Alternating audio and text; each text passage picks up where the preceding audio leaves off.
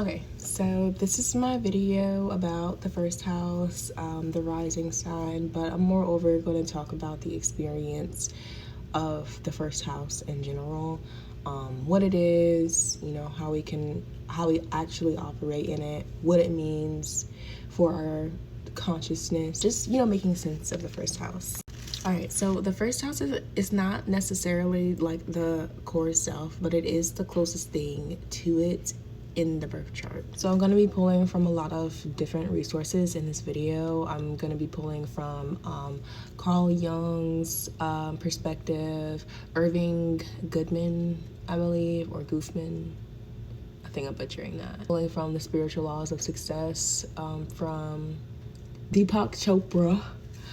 I messed up his name, and also numerology, and I'm also into Hermeticism, so I'm pulling from that, the Way of Hermes, a lot of different things to come up with this video. So it's a lot of moving parts, but I'm trying to explain it in a thorough way. Okay, I want to talk about the houses in general. Okay, now specifically from the first house, I like to say that we're like sitting right here at the ascendant. We're able to participate in all these areas of our life, all these houses, 1, 2, 3, 4, 5, 6, all 12 houses. We're able to participate in them at any given moment. So that means that houses are revisitable. These are areas of life we can go back, even when transits happen too, they're influencing certain elements within you. It depends on the season that's happening and what your first house is. Like, for example, I have Pisces rising, so I'm gonna have heavy influence on my body, my self-image during Pisces season. Also having to do with my lens that I look at the world in. So all of that's gonna come to a forefront whatever season that's in, and especially for the opposite of your first house too. The 7th house is gonna influence like how other people perceive you or how you perceive yourself through other people as well. So the transits really help grow us. They help benefit us if we so listen to them, so we don't have to get dragged by them. And even if we talk about deacons within the houses, like there's 30 degrees within one house, so it's 10 degrees, 10 degrees, 10 degrees. This is developmental stages of awareness within that area of life. Like every year, the spiral of awareness is like, okay, let's go back over that. Okay, I have more of awareness because I've gone through all the other seasons, and now I'm back at the same season, so I can pay attention to this in a different way. I can look at this in a different way. So, that's how the zodiac works. It helps like grow you consistently if you're paying attention to yourself, reflecting and stuff. Now, I can make a whole video about the houses, but going back to the first house, this has a lot to do with our self-image.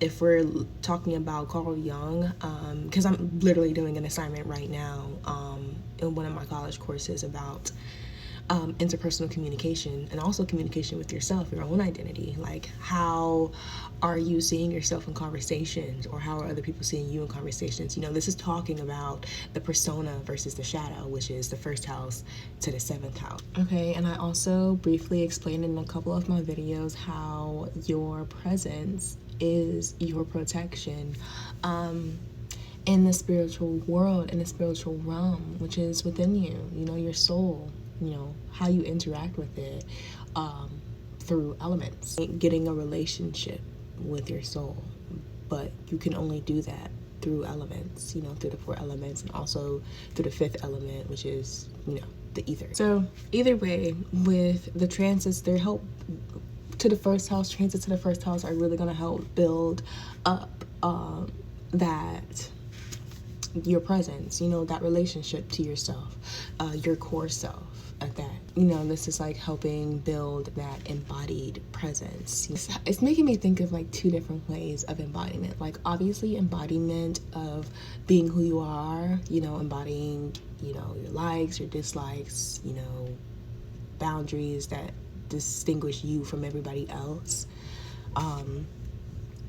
So I can see that being beneficial.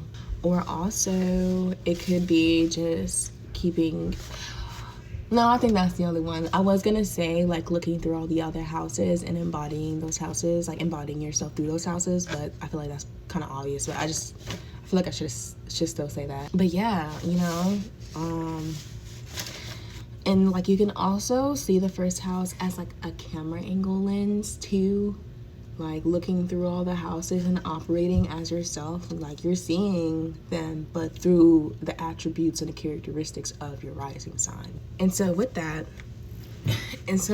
camera angle lens, it's like this is how you're gonna see these areas of life based off of your rising sign, based off the planets, the energy as a whole that's in your first house. And you're going to be able to look inside of these different areas of life, the fifth house, with a lens of a Taurus rising, with the lens of Pisces rising, not having much boundaries here. There's like a Jupiterian feel, or with Virgo rising, there's a mercurial feel to all the areas of your life. How you interact with people, planets that in your first house. If you have Venus in the first house, how you talk to people. You have a lot of creativity in different houses, different areas and different parts of your life. So you're gonna build relationships with people. You're going to build experiences, or have experiences that are Venusian in nature, that are mercurial in nature, that are Plutonian in nature. That seeing like these houses like this, this is your embodied presence. Like, I have creativity in every area of my life. I have communication skills in every area of my life. That's like a superpower. And this is just coming off the dump. I'm not even using a reference. But yeah, it's like the first house is like a conscious presence. If you don't know, like, that's what I'm saying, like the transits to your first house and like the planets in your first house are helping you build the tools that you can use throughout the other houses whenever you're looking into them, whenever you're operating in them. Environments, relationships that you have, your communication skills will help. Your ability to take action in your relationships. Mars in the first house, like all this stuff is like influenced throughout your whole life. So that's what like the planets in the first house are necessarily for. They're tools for you to use. So that's why I'm saying like the houses are revisitable. Like you can go into these houses at any point in time. Like you don't have to wait for a transit. This is your nervous system. This is your brain. Like your entire chart belongs to you. And that's just like using Carl Jung and Irving Goffman. I remembered his name now. Irving Goffman is the people I'm studying. So it's like their research, that's like how I can see it. And also with what Carl Jung said about the animus, our instinctual nature being built up off of, like how I said, like the houses are area awareness, experiences, developmental awareness, and things like that. So our animus is always being built on. Our instinctual nature is going more down. We're getting more control over it over time. So for the animus, it's kind of like we're still in tune with nature. We're still in tune with the elements. So that part of our brain is always being worked on by the transits. It's always being worked on by the elements, balancing them. It's not choosing one or the other. It's not choosing the higher self or the lower self. It's alchemizing it. And when they say alchemizing it, they just mean balancing it. And becoming, not, I guess both, but knowing when to use both, if that makes sense, and how to use both. Like this is, over time, you're gonna gain more clarity on how to work with your own energy. So that's what I feel like the transits are for inside of the houses. And the houses are areas of experience that we need to learn, which goes into that building the elements within us, our spiritual authority, our interaction with our soul, our relationship with our soul. So like that kind of explains the whole Wheel of Fortune and Wheel of Fate I was explaining, and getting from our lower selves to our actualized self, our godlike self, after Saturn goes into Aquarius. But anyways, more about the first house. Now, I kind of touched on the spirit world versus your spirit. So it's the self versus the other. I say the spiritual realm, the spiritual world, but it's really just like how I explained how we need to learn how to interact with our own energy. There's a lot of other people on this planet that are doing that too, and a lot of them abuse their own energy, abuse other people's energy. That's why I said that the first house is our self inside of the spiritual realm. So presence is our protection. Interacting with our soul is our protection. Knowing how our soul works, how our relationship with it works. So when other people are like doing stuff, trying to manipulate our energy within the spiritual realm, you know, dealing with people in conversation, you know, them manipulating in the middle of that conversation, and you just like, you know, the spiritual bypassing and stuff like that, you know. So that's also what the transits are for too, to help, you know, remove that or limit that, the amount of times that you spiritually bypass and other people bypass you spiritually, because you're not inhabiting yourself. You know, you're not inhabiting that first house. You're actually letting them influence it, letting the spiritual realm influence you. And you know, there's no clear connection to yourself. There's no clear voice to God, to the God within you, you know, to your pineal gland, to your soul in general, like your life force, because it starts here. It starts in the first house. It's like, I'm here, I am, you know, your I am is being influenced by other people's perception of their I am, actually. So it's like, okay, I see, like they see you in a whole different way than you even know yourself to be. So it's like the spiritual, like it's really important to know yourself so no one else can influence you. You know, this is what they mean by leading you astray. You know, this is what they mean by no other gods above you. You know, I am, you know, is in the Bible God. So but I like to say also, like, as the witness, you know, you're the one that's witnessing your experience. You're the one who's interacting in these areas of life as you. No one else can be you. So no one else can judge you or judge the decisions that you make for your life. Especially if you're like a first houser, or if you have like a life path 1, or if you have like C1 everywhere all the time, you know, this has a lot to do with that, you know, embodying yourself so no one else can embody you, or taking action on your goals. It means different things, but for what I'm talking about, it's like, yes, making sure like I have a relationship to myself before I have a relationship with other people, because it can get really confusing, you know. And I kind of explained this before. I'm just like, the 7th house is right before the 8th house, and the 8th house is usually where trauma happens and betrayal, but we think that other people betrayed us. But you know, the cheating and stuff is like, no, you actually betrayed yourself first, and that person accommodated. That person was like, it's a mirror, you know. The 7th house to the first house is a mirror. I should make a video about the first to the 7th house, but I kind of want to talk about it regardless. It's like, yes, the 7th house is the mirror. It's ruled by, it's not ruled by, but Saturn has an influence there, the moon has an influence there, and Neptune has an influence there. Now, I feel like this is perfect, honestly, because this is how I was able to like, oh my God, I'm spending way too much time in my relationships. I'm trying to fix, I have Virgo in the 7th house, a lot of my relationships so they can fix me, and that's not how that works. That's not how that works. So it's like, okay,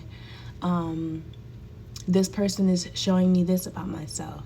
Is that true for me? You have to like ask yourself, like, why is this person mirroring this to me? Or why is this person treating me like this? You know, you can't really, like, in the younger years, like, yes, it has an influence also over your parents too, and how they treated you as a child.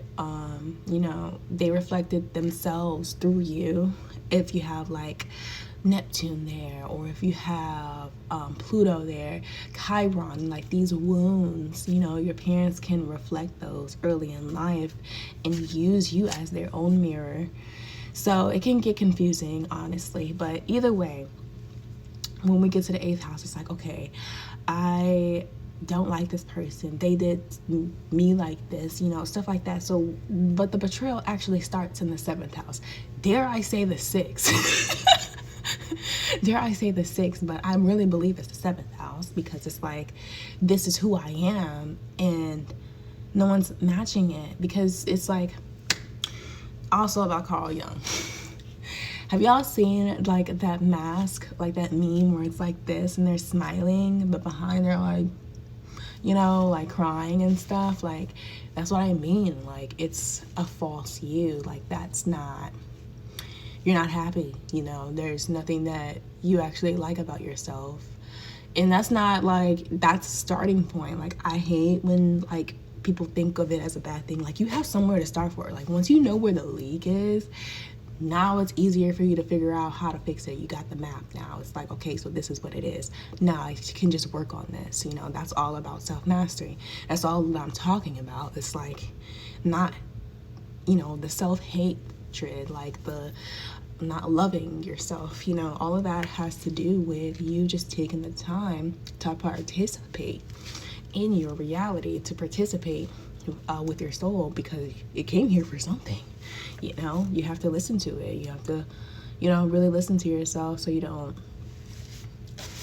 develop anything else, develop any more trauma. Because yeah, I mean,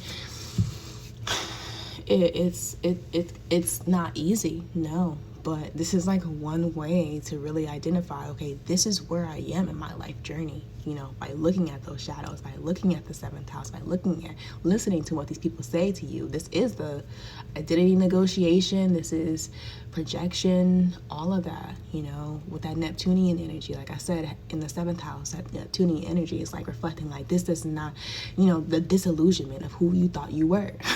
You know, Saturn is like, no, this is not you. No, you need some more boundaries here. You know, these are the planetary influences of the 7th house. And the moon too, your emotional state, your emotional reality being reflected to you. You know, like, this is like the perfect access to really understand, okay, this is where I am in my life journey. This is where I'm at on my wheel. This is where I'm at on my wheel of fortune or wheel of fate. And right now you're in the wheel of fate, because it's like you're letting other people determine you. You know, so it's like that's why I feel like the operation of the 6th house, I mean, the operation of the 1st house is, it's like, you know, really understanding this is who I am, my self-image, you know, it's always being mirrored back to you. So like, you always have a reference point at least. So yes, just gathering up what I said, basically, you are not your chart. Okay, this is stuff that you just need to participate in, so you can technically just free your soul from being hijacked by everything outside of you, you know. So like the whole Wheel of Fortune, I really want to make a video explaining that tarot card, because I talked about it before, but no, like, this is literally, I was like studying it for a while. I'm just like, this is the higher version of all the zodiac signs. All of them are on the card. Like, Cancer is the water in the back, you know, and this is like the Nyx, which is supposed to be the highest version of Capricorn, is like sitting on top above emotions. This is spiritual authority. This is literally what I'm talking about here. You know, it's not related to the houses, but it's related to the zodiac signs, not the houses. But overall, what I'm talking about is self-mastery. What I'm talking about is spiritual authority, self-authorship, you know, being the author of your life and not everybody else being the author of it. Like, this is you. This is who you are. You deserve to get cheated on. You deserve to be disrespected. You deserve to be stolen from. Like, stuff like that, you know? And it's not your story. It's not your story. It's not who you are. It's not your soul identity. Like my notes. It's not your soul's identity to be that way, you know?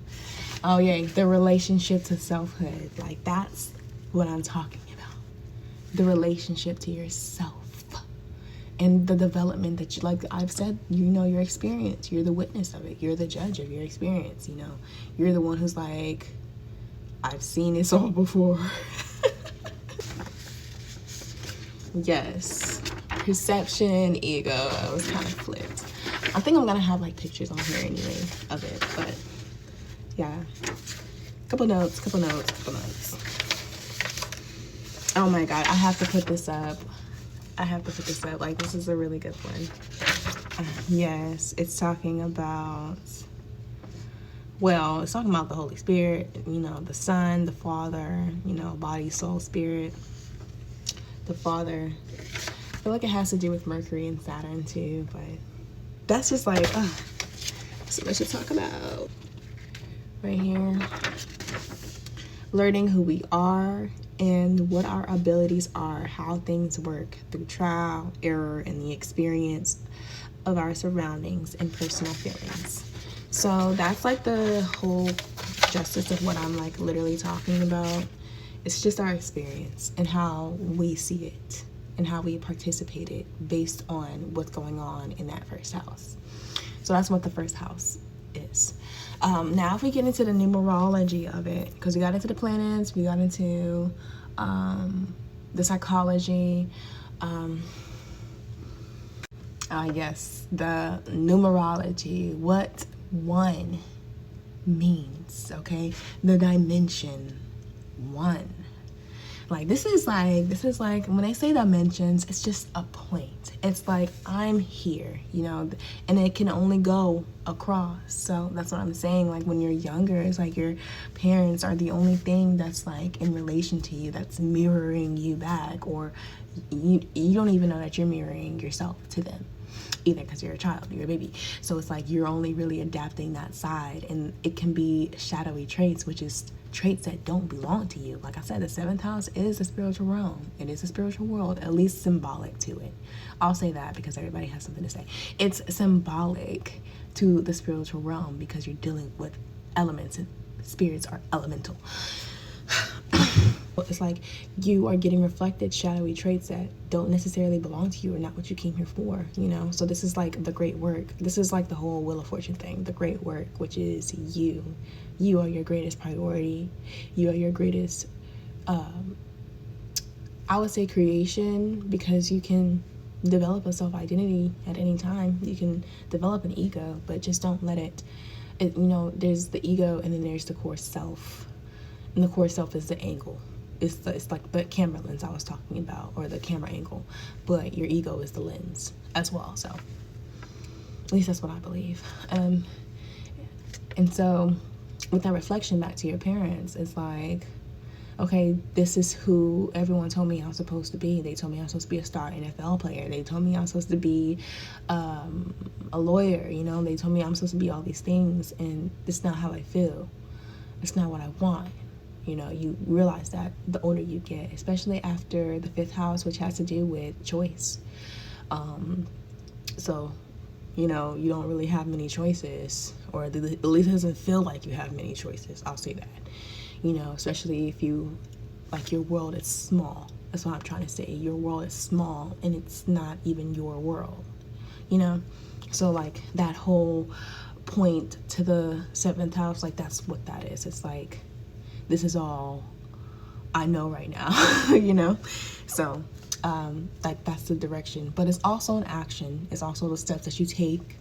This is like what I want to do. This is what I know, And then in the numerology sense, when they're talking about 1, in numerology, 1 has to do with your personal identity, with your personal resources, which is you. You are a resource. Your witness is a resource because, I can see, I perceive. It's your perception.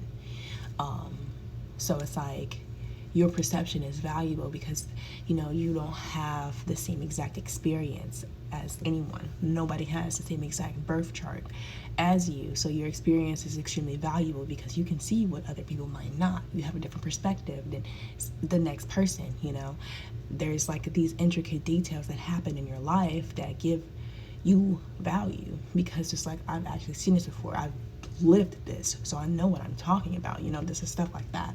Also, it has to do with being. It's also your natural way of being. This has to do with, your rising sign. Like, you are naturally intuitive. Cancer, like, you're naturally able to perceive someone else's emotional reality just by looking at them, just by interacting with them, just by having a conversation with them. This is a gift. Your perception and your way of being is a gift to the world. And we talk about that later on in like the 11th house and the 9th house as well. Like after the 9th house, like this is when your gift, like your lived experience, turns into spiritual authority, and this is something that you can teach. This is something you make money off of. This is like the dream, like this is like heaven. It's like my life means something, my experience means something. Also, and then the last thing I would say about number 1 in numerology, it has a lot to do with leadership. You are a leader. That whole Aries energy, you're your own leader. You have a direction in life. Your ascendant is the first breath. This is like the first time I'm standing on the horizon. I'm on Earth, basically. So it's like you naturally are inclined to things. You're naturally guiding yourself throughout your life. That perception is beneficial to you. It's only like devalued when other people devalue it as well, or like projecting onto you trauma and stuff like that. But yeah, that's how I see the first house. I feel like I might be missing something. I forgot the tarot card. Okay, the tarot card, the Magician card. So for the Magician card, the Magician card is all about knowing that you have all the tools that you need. You are already enough. Remember how I said that your perception is extremely valuable? And that's what I'm talking about. Your perception of yourself, your perception of your identity, that's extremely valuable. Knowing like how to adapt in different rooms, in different areas of your life, that's extremely beneficial to you. Knowing how to adapt, knowing how to maneuver, knowing how to use your 4 elements, which are your tools to be a magician, to change your identity. Not change it. You're not changing your core self. Like, this is what I wrote about. Literally, it's like, this is what I just wrote about on my discussion post for my college. So it's like, your core self, it never changes, ever. But your identity does. Your personas, your personas are parts of you. They're tools for you to use, Personas are made up of the 4 elements. Passion. What are you passionate about? What do you do for work? Earth energy. How do you handle your emotions? How does this is building up your self-concept as well, your self-image, your self-esteem.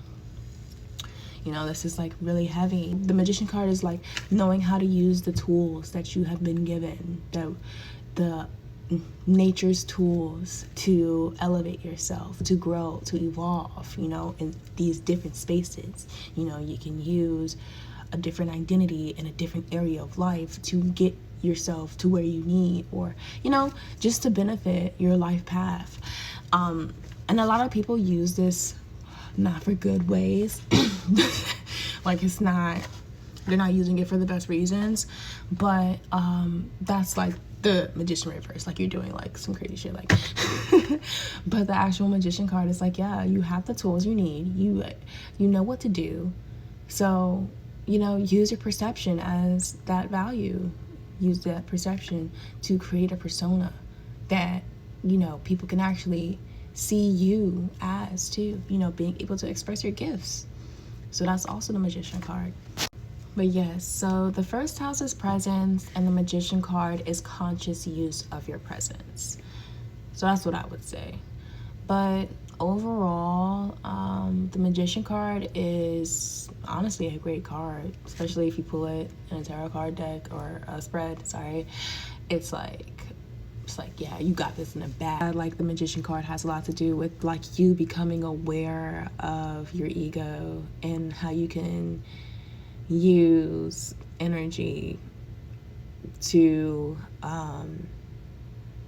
adapt and differentiate your multi-dimensional self within these 12 houses, So it's pretty cool. It's the moment like where your ego is like, I'm the one that's actually directing my experience, no one else is influencing that. It's kind of what I was explaining about the animus, you're in becoming aware of like yourself, self-realization, self-actualization, the alchemy that happens between identity negotiation from the 1st to the 7th house.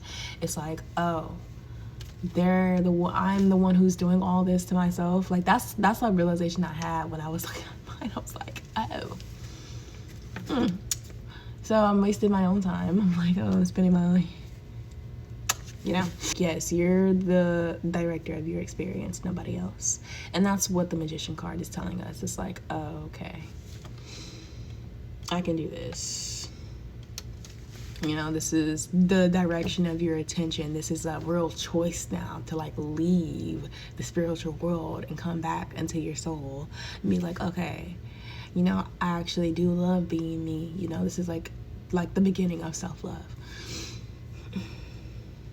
Using the available tools around you, channeling your energy into action with that Aries energy. It's like, okay, whew, like the first, like that point is like, this is like precision of my energy, precision of my presence. It's like people know it's me. Okay. This conscious creation. That's the Magician card. It's conscious creation. It's like, what are you doing? What are you actually doing in these areas of your life? Like, especially the 1st to the 4th houses. It's like the IFS system. It's like, what are you like, you have to go back to these houses and like rebuild them from your childhood if they were like,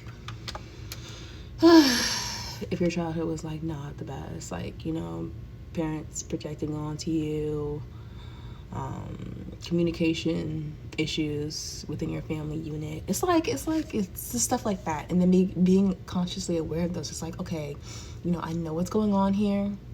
Like you're talking to your soul. It's like, I know what's going on here.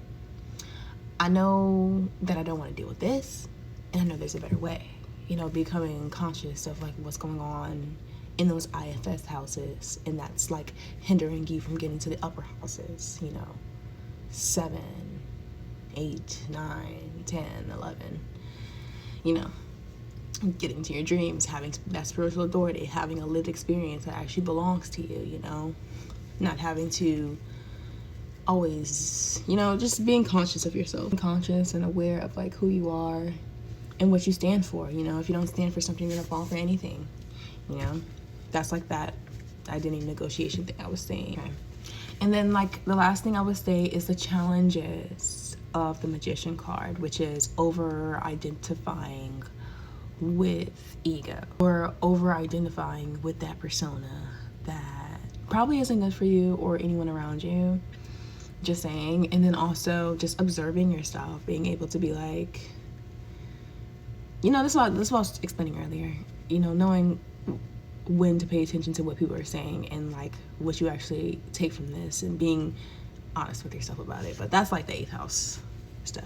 Now, with forcing your identity though, like that can be a thing with the shadow, the Magician card, forcing yourself to be something that's not you, forcing yourself to be in a relationship that doesn't align with you, forcing yourself to play games and date people who don't, it's like, why are you with the bigger person? It's like, stuff like that, forcing an identity that does not align with who you are and what you stand for. Now, another thing with what I was saying about the Magician, the upside down Magician, the negative one, and being around people who are projecting onto you, which is manipulating how you see yourself, like especially in conversations, business contracts, which is, I say, it's actually a contract. It's contracting your soul identity. It's like, this is not who I am. It's keeping you in a box. So like that contract from the 7th house, that Saturn energy, it's like, putting boundaries so you can expand, if that makes sense. So you don't like you be manipulated anymore. So the healthy Magician card is basically having a healthy will, a healthy choice, a healthy perception of life, one that's actually creative and beneficial. the unhealthy magician is like identity performance. It's performing who you are. It's the false self. Basically, that's what it is. But yeah, like that's my whole video about the first house and its operations.